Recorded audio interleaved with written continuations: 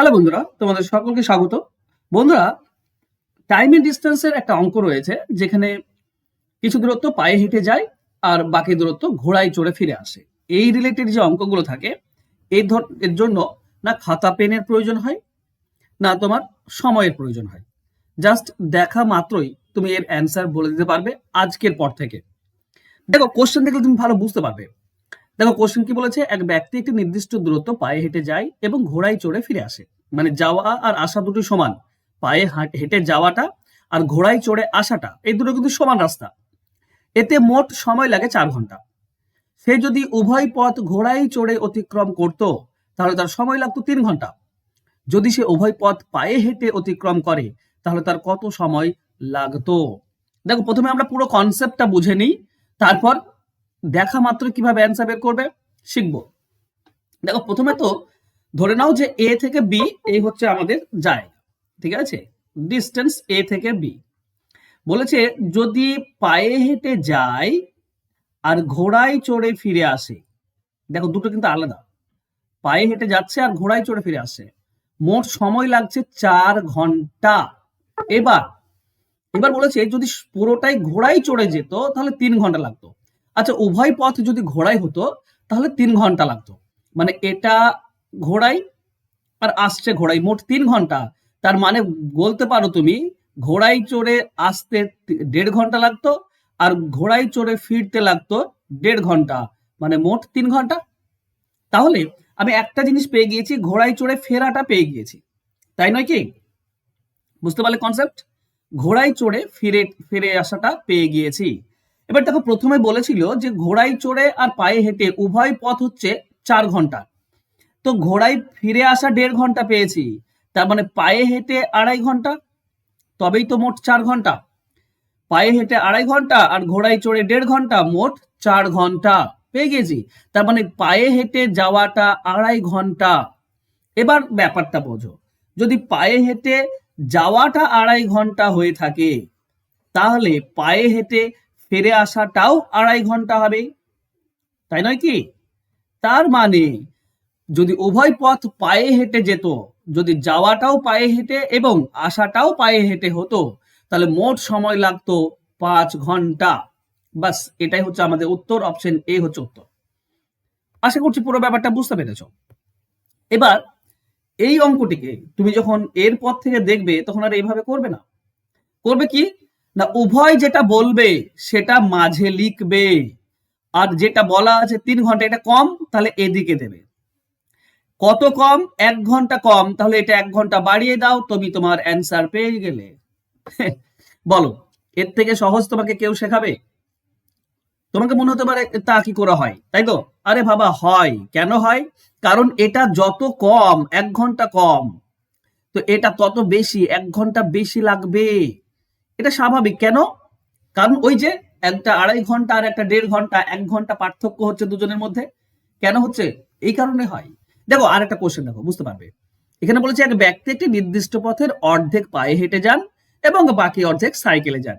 এতে তার মোট সময় লাগে 5 ঘন্টা। যদি পুরোটাই সাইকেলে অতিক্রম করেন তাহলে লাগবে 3.5 ঘন্টা। যদি পুরোটাই হেঁটে অতিক্রম করে তাহলে কত সময় লাগবে? দেখো, ডিটেলস করার তো আর কোনো দরকার নেই। জানোই দুজনের মধ্যে পার্থক্য যেটা সেটাই যোগ হয়ে যাবে। তো আমাকে করতে হবে কি, মনে মনে যেটা উভয় বলা আছে হেঁটে এবং সাইকেলে সেটা মাঝে লিখবো, ঠিক আছে? 5 ঘন্টা। আর এটা কম বলা আছে তো কমটা কমের দিকে দিয়ে দাও, 3.5 ঘন্টা। এবার বলো তো কত কম? 1.5 ঘন্টা কম, তাহলে এদিকে 1.5 ঘন্টা বাড়িয়ে দাও, তার মানে 6.5 ঘন্টা। বাস, হয়ে গেল উত্তর। অ্যান্সার হবে অপশন সি। এটা 6.5, হ্যাঁ, 6.5, এটা মানে 6.5 ঘন্টা। ওকে, এটাই হবে উত্তর। কি বিশ্বাস হচ্ছে না? আরে সহজ, তুমি ডিটেলসে করো না। 6.5 ঘন্টা। আমি আচ্ছা আরেকটা ডিটেলসে করে দিই তোমাদের জন্য, ঠিক আছে? দেখো, বলেছে কি এটা ধরো পায়ে হেঁটে যায় আর এটা ধরো ফিরে আসে, এটা ফিরে আসে।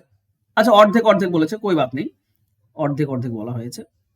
তো ধরো এটা অর্ধেক পথ পায়ে হেঁটে যায় আর বাকি অর্ধেক সাইকেলে যায়।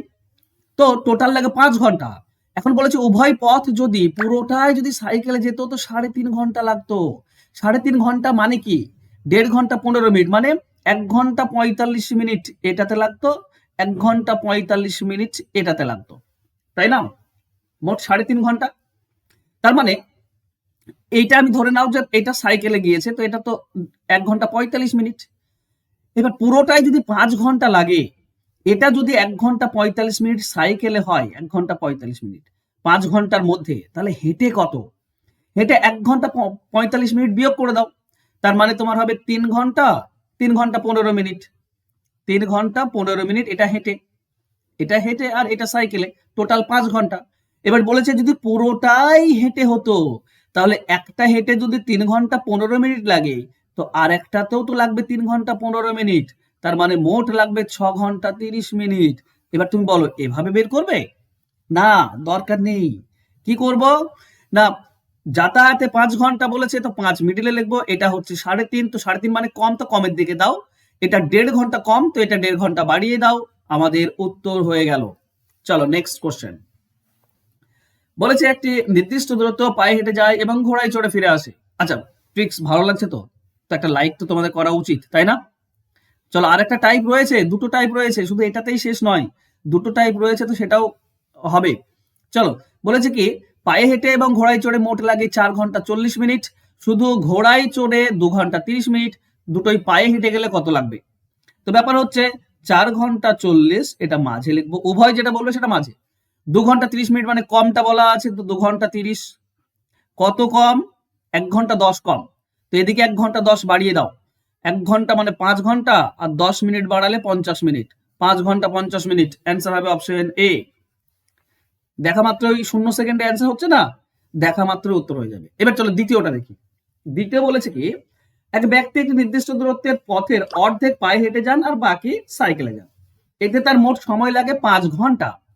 যদি সে পুরোটাই পায়ে হেঁটে যায় তাহলে 6 ঘন্টা, যদি সে সাইকেলে যেত পুরোটা তাহলে কত লাগবে?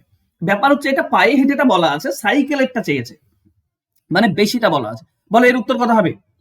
এর উত্তর কত হবে? অনেকে 7 ঘন্টা করে দেবে, কিন্তু না, যেটা উভয় বলা আছে 5 সেটা এখানে লিখবো।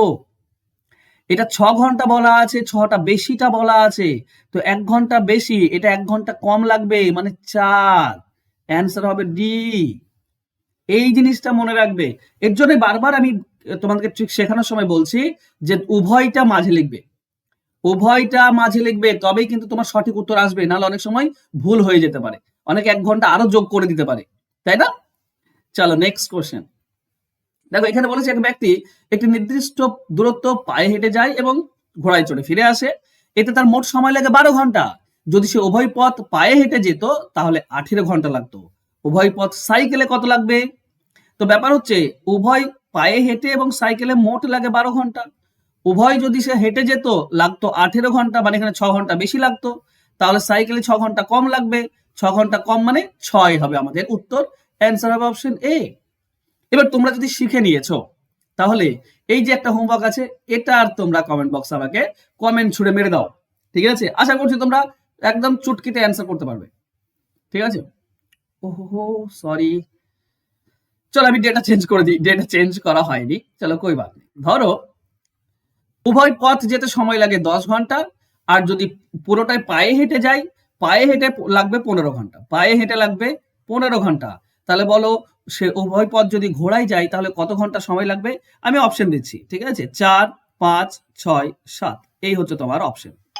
চলো উত্তর দাও, ঠিক আছে? আর তোমাদেরকে বলি ট্রিক্স যদি তোমরা শিখতে চাইছো, আমি তোমাদেরকে ট্রিক্স শেখাই, তোমরা জানো তো, শুধুমাত্র ট্রিক্স, এই যে ট্রিক্স গুলো আজকে তোমাদেরকে শেখালাম, এই ট্রিক্স যদি শিখতে চাও তাহলে জাস্ট এই যে ফোন নাম্বার দেওয়া আছে এই নাম্বারে যোগাযোগ করো। এটা শুরু হয়েছে 499 নয়, মাত্র 399। 399 টাকায় তুমি পুরোটা পেয়ে যাবে, আমার জানা সমস্ত ট্রিক্স একসঙ্গে পাবে। এটা পিডিএফ পাবে, তুমি প্রিন্টেবল মেথডে একদম প্রিন্ট আউট বের করতে পারবে, সেরকম পিডিএফ পেয়ে যাবে। আর এই একটা পিডিএফ তুমি যদি সংগ্রহে রাখতে পারো, তোমার সমস্ত ট্রিক্স থাকবে, আর কোনো জায়গায় কোনো দিকে হাত বাড়ানোর দরকার হবে না তোমাদের। লাইভ ক্লাস হবে, রেকর্ডেড ক্লাস হবে, 1300+ অঙ্কের তুমি শর্টকাট ট্রিক্স এখানে তুমি শিখতে পারবে মাত্র 399 টাকা দিয়ে। ফোন নাম্বার দেওয়া আছে, যোগাযোগ করে ভর্তি হয়ে যাও। আর আজকে ক্লাস আমি জানি তোমাদের ভালো লেগেছে, তো একটু লাইক, কমেন্ট এবং শেয়ার করে দিও। ওকে, ধন্যবাদ, দেখা হবে নেক্সট ক্লাসে, বাই।